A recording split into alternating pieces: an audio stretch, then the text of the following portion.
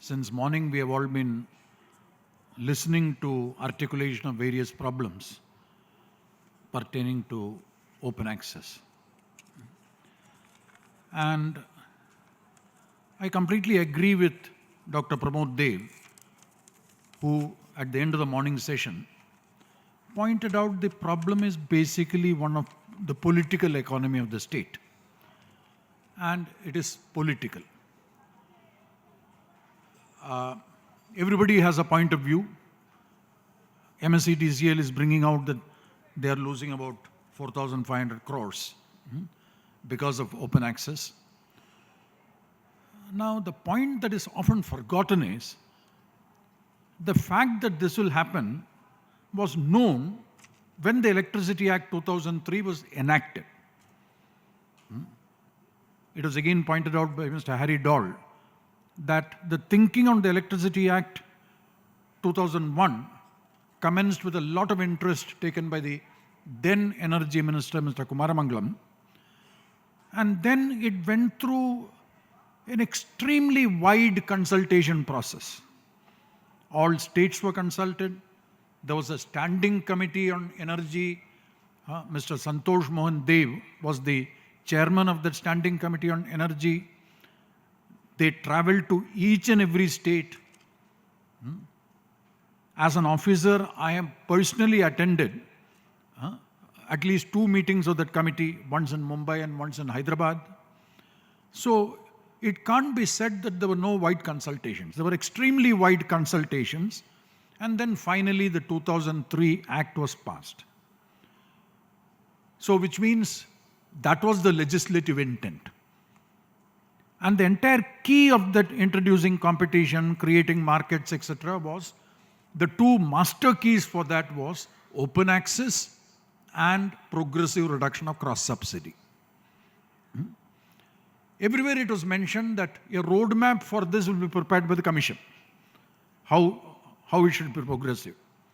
But even the Government of India was suspicious that left to themselves, states may never do it. So they brought about an amendment which said, come se come, 1 megawatt and above, people must get open access within 5 years' time. So even a time limit was introduced by an amendment to the Electricity Act to give a push to it. So what does this tell us? While after 13 years, we have not found an effective roadmap. According to me, I treat it as a failure of the state government's political class. I won't mince words on that. Perhaps there is a civilizational background for all this. To just bring out the civilizational background, recently, David Cameron was a very successful Prime Minister of England, of UK. He was so sure that Britain will vote to remain in the European community. So he himself went ahead and gave a decision, let us have a referendum. As Prime Minister, he took the decision because he was very confident that the British people are with him and people will vote in favor of remaining in the European Union. Alas, that didn't happen. 52% voted against it. But within 24 hours of the decision, the Prime Minister of Britain resigned, saying that having campaigned for remaining in the European Union and this democratic vote obviously cannot be implemented if I am at the head of affairs, so let somebody else head the country. After another month or 6 weeks, he has now resigned even his Member of Parliamentship from the House of Commons on the ground that even if I sit as a backbench, people will perceive it that I'm influencing decisions. So he's going to start some pig farming. He has completely resigned. Now, that is also democracy. There can be many other examples. Willy Brandt, as Chancellor of West Germany, after various consultations, made an announcement that the East and West Germany will combine and become one country in 1 year's time. And the time limit was kept. Within exactly a year from there, the Berlin Wall was demolished. Now, that kind of a democracy we still don't have in this country. Laws are made, but nobody is serious about implementing the law. Democracy means the rule of law. The chief minister, the state cabinet, the prime minister are all creations of the constitution. They don't have any power other than what the constitution has given them. Each of them, the senior officers, all the ministers, at the swearing in time, take an oath to the constitution. What is happening today is a breach of that oath by holders of political office as well as by senior bureaucracy who also taken an oath to the constitution. So if we believe in the rule of law, and if after 13 years you have not even prepared a roadmap how exactly MSEDCL should change, okay, to begin with, unbundling took place. But unbundling has happened in form, not in substance. MSCB was made into 4 companies: Mahagenco, Mahatransco, Mahadiscom. There is also a holding company. The holding company chairman is the Minister of Energy, which is also a conflict of interest.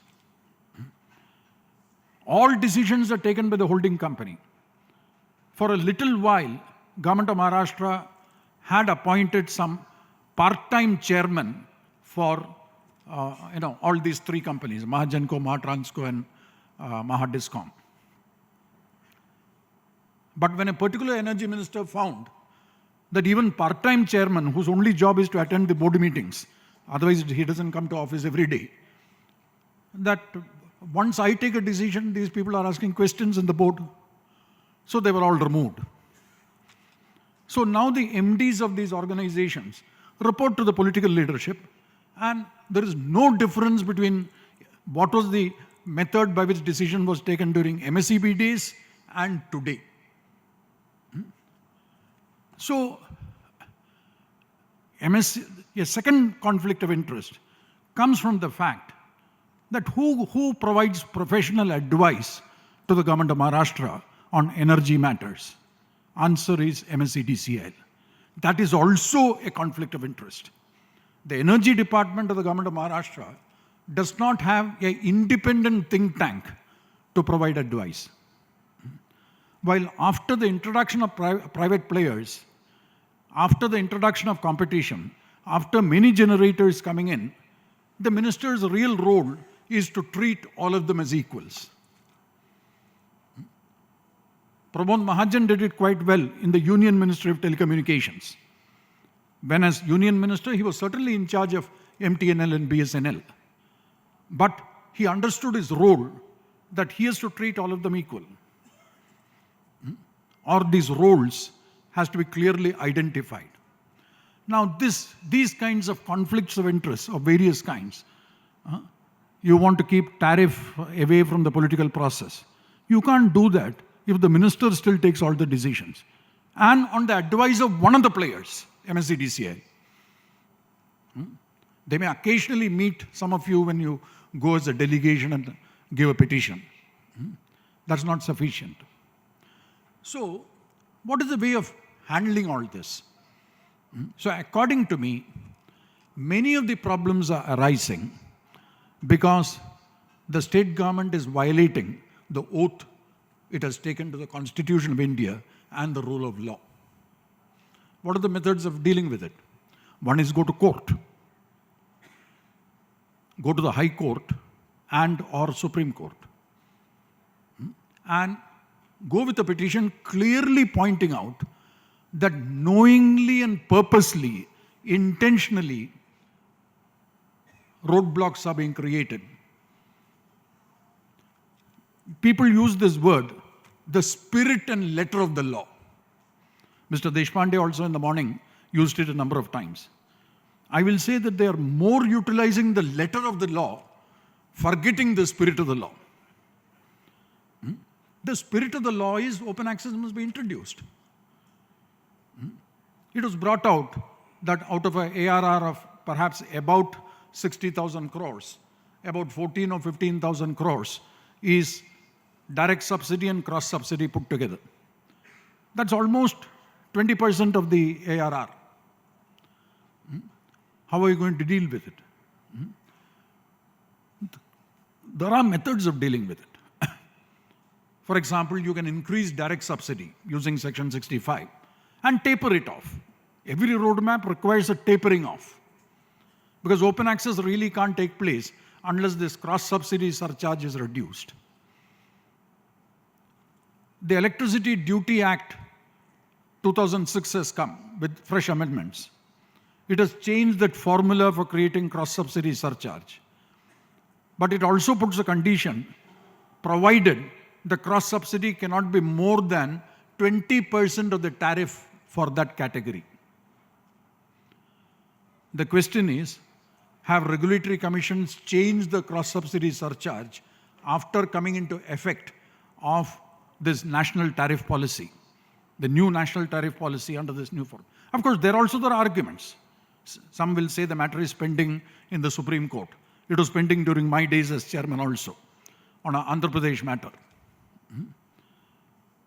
But except Andhra Pradesh, all the other states had followed that previous formula whenever the cross-subsidy surcharge has been fixed. But today, perhaps they are not.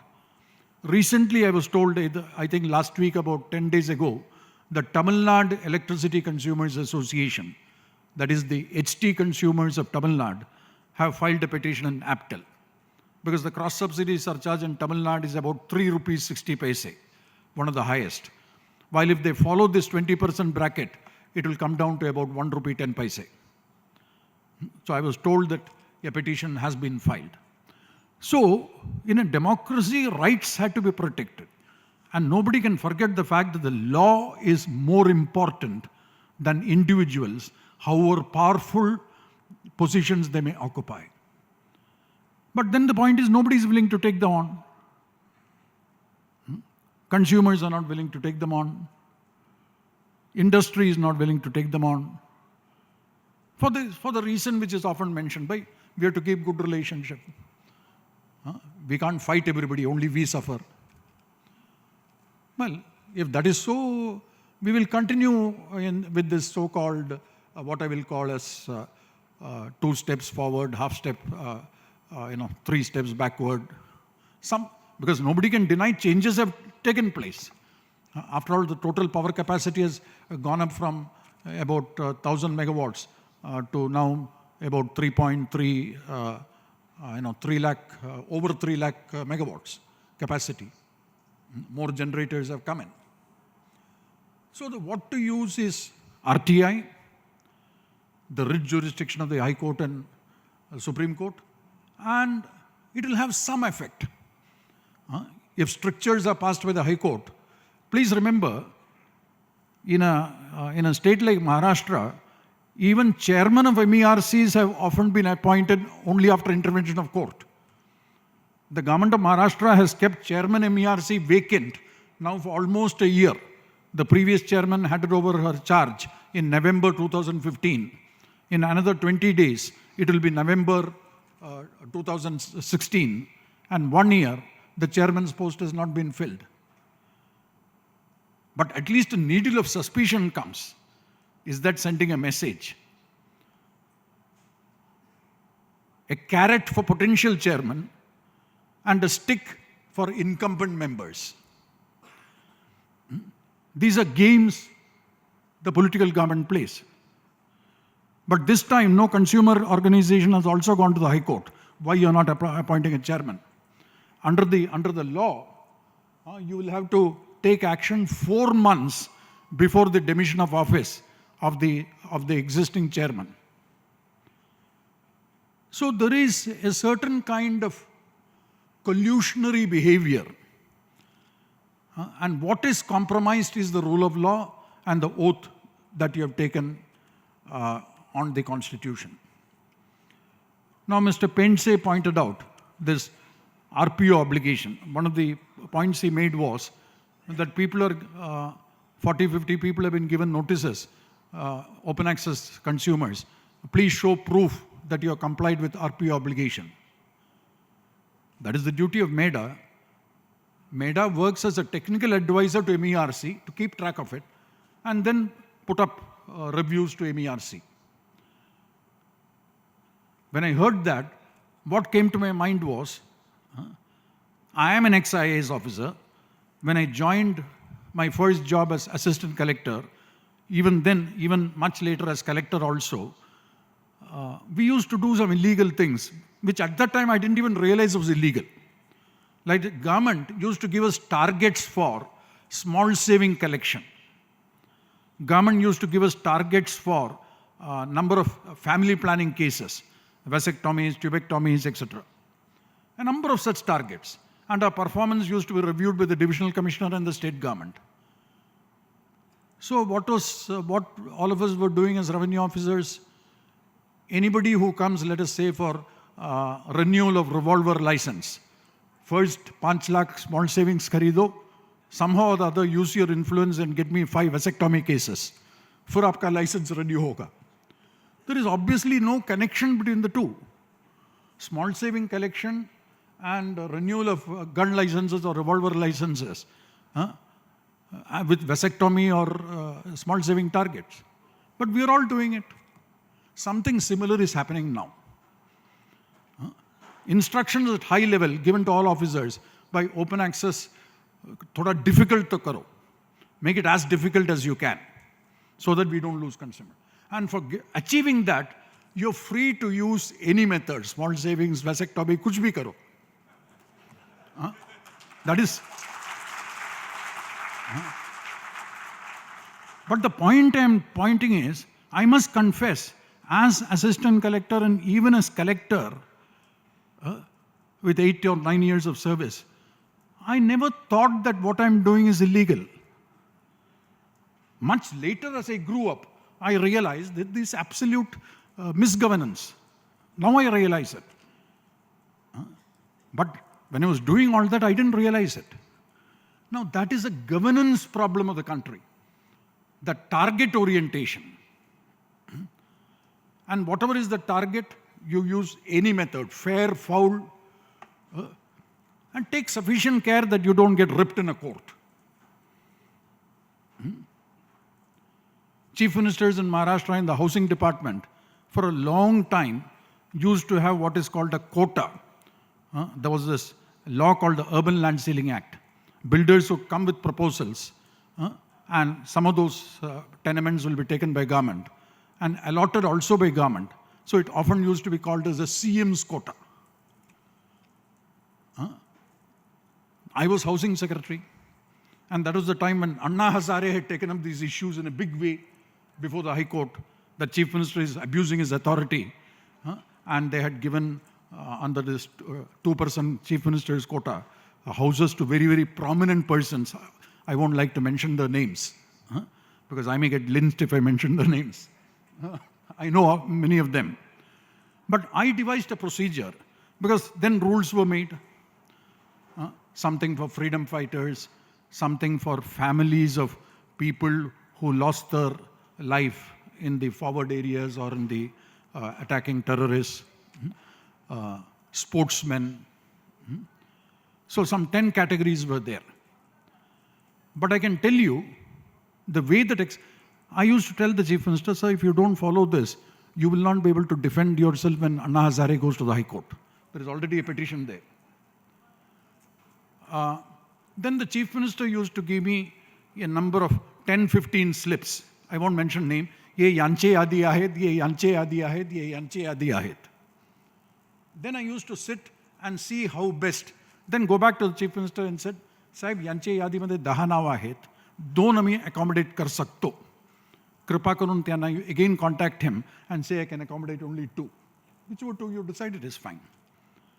That is trying to reconcile the difficulty that was being created for the Chief Minister by Anna Hazare, and yet the pressures on him to distribute patronage. So that's another method. Open access is taking place in Maharashtra. What is taking place is discriminatory open access. What is not taking place is non-discriminatory open access. So it is possible to get open access in Maharashtra. But the method of doing that, those of you who know history, there used to be a French diplomat called Talleyrand, very famous for historians. The beauty of Talleyrand was he worked with equal satisfaction of Louis XVI during the French Revolution and also with Napoleon. Napoleon knew that this person is very mischievous, but he was treated as very skillful. But Napoleon himself said, but काम का आदमी है. What I want, he is able to do it. So you can be like Talleyrand, that is, adjust yourself, and who moved my cheese? I have to adjust myself. Then you will get discriminatory open access. There may be a transaction cost involved in it. Otherwise, we have to, as a nation, we will have to go into this, how to enforce the rule of law. You see, I'm reminded of one of the jobs I did in my service was, I became the managing director of Mahanand Doodh Mahasangh. This Mahanand the dairy. There is a dairy in one of my jobs. That was the time when a scheme called Operation Flood to bring milk to everybody was being replicated throughout the country, thanks to the wonderful work which had been done by Dr. Kurian, Kurian, and the founder of Amul. So whoever took over in any dairy development related jobs, the practice was we used to go and make a courtesy call on Dr. Kurian at Anand. So after taking over as MD of Doodh Mahasangh, this was sometime in the year 1986, I also made my pilgrimage to Anand and sought the blessings of Dr. Kurian. Then after spending about half an hour courtesy time with him, I asked him, sir, before I leave, I just want to ask you one question. If I really want this milk production and dairy development activities to increase a lot in Maharashtra and Operation Flood to succeed, what is one single advice you will give me? Without even thinking for 10 seconds, he said, go and kill the Dairy Development Commissioner. Milk production will automatically increase. I'm reminded of that.